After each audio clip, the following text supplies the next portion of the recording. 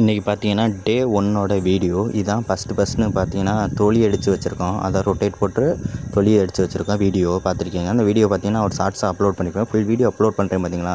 டே 1 வந்து விவசாயத்துக்கு என்னென்ன ப்ராசஸ் பண்ணுறோம் பார்த்தீங்கன்னா செஞ்சுருக்கோம், காமிச்சிருப்போம். ஃபஸ்ட்டு பார்த்தீங்கன்னா வெறும் தரையில் கொஞ்சோண்டு தண்ணி ஓடிட்டு இருந்துச்சு. அது ஃபுல்லாக தண்ணி மட்டம் கட்டியிருக்கோம்.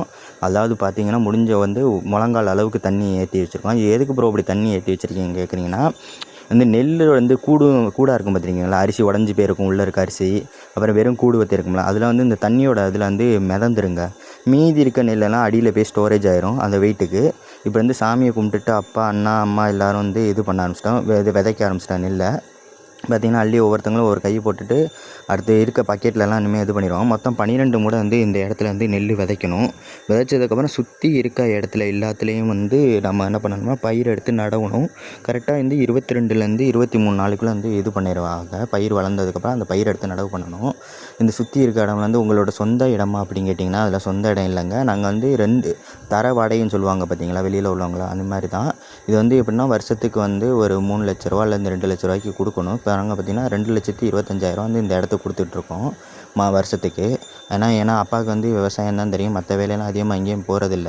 அதனால் விவசாயத்தை பற்றி நாங்கள் பார்த்துட்ருக்கோம். இப்போ விவசாயம் எவ்வளோ கஷ்டம் அப்படிங்கிறத ஒவ்வொரு நாளும் இந்த வீடியோவில் அப்லோட் பண்ணுறேன். அப்போ தான் உங்களுக்கு தெரியும் விவசாயம் எவ்வளோ கஷ்டமான விஷயங்கிறது. முக்கியமாக வந்து இதெல்லாம் வந்து பண்ணும்போதெல்லாம் வந்து ரொம்ப ரிஸ்க்கான வேலைங்க. என்னங்க ரிஸ்க்குங்கிறீங்க பார்த்தீங்கன்னா, தண்ணியில் இருக்க பூச்சி இந்த மாதிரிலாம் கடிச்சிச்சுன்னா நமக்கு எங்கேருந்து என்ன கடிக்குதுன்னு தெரியாது. அதோட எஃபெக்ட்டும் சரியாக வந்து அன்றைக்கே இதாகாது. கொஞ்ச நாள் போக விட்டு தான் அதோட எஃபெக்ட்லாம் காட்டும். ஆனால் எப்படியா இருந்தாலும் இது பண்ணி தான் ஆகணும்.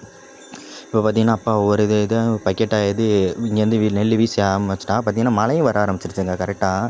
ஆனால் இதே மாதிரி பரவாயில்ல, வந்தால் நல்லாயிருக்கும். ஆனால் கடைசி டயத்தில் பார்த்திங்கன்னா இந்த போன விவசாயம் வந்து இப்போ வந்து கோடைக்கு போட்டிருக்கோம். அதுக்கு முன்னால் பார்த்திங்கன்னா நம்ம போட்ட விவசாயத்தில் வந்து மழை வந்து ஃபுல்லாகவே இதாகிடுச்சு. பார்த்திங்கன்னா அந்த உழுதும்போது நான் வீடியோ எடுக்கல, எவ்வளோ பள்ளமாக இருந்துச்சு. நெல் அறுக்கும்போது பார்த்திங்கன்னா மிஷினே இறங்கலாம், அவ்வளோதுக்கு பள்ளமாக இருந்தது. இப்போ வந்து தொலி அடித்து அதுக்கப்புறம் மேலே வந்து பரம்புன்னு சொல்லிட்டு ஒன்று ஓட்டுவாங்க, அதாவது மட்டப்படுத்துவாங்க சமமாக.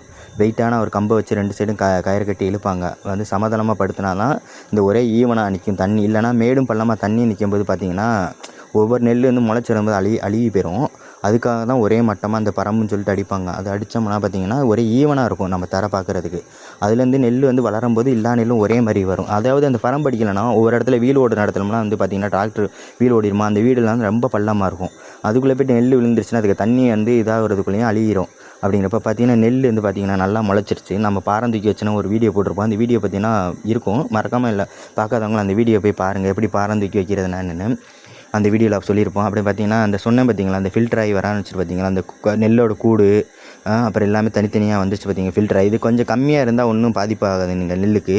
அதே நிறையா வந்துருச்சுன்னா பார்த்திங்கன்னா காற்றுல வந்து ஒரு ஓரமாக வந்து சேர ஆரம்பிச்சிடும். இப்போ பார்த்து காற்று அடிக்கும்போது தண்ணியெலாம் ஒரு பக்கம் வருதா, அப்போதையும் பார்த்திங்கன்னா சேர ஆரம்பிச்சிடும். அது வந்து என்ன பண்ணால் வளர்ந்து வர நெல்லை போட்டு அமைக்கிறோம். தண்ணியோட மட்டம் கம்மியாக பார்த்திங்கன்னா ஓரளவு வானமும் மழை நின்றுச்சுங்க.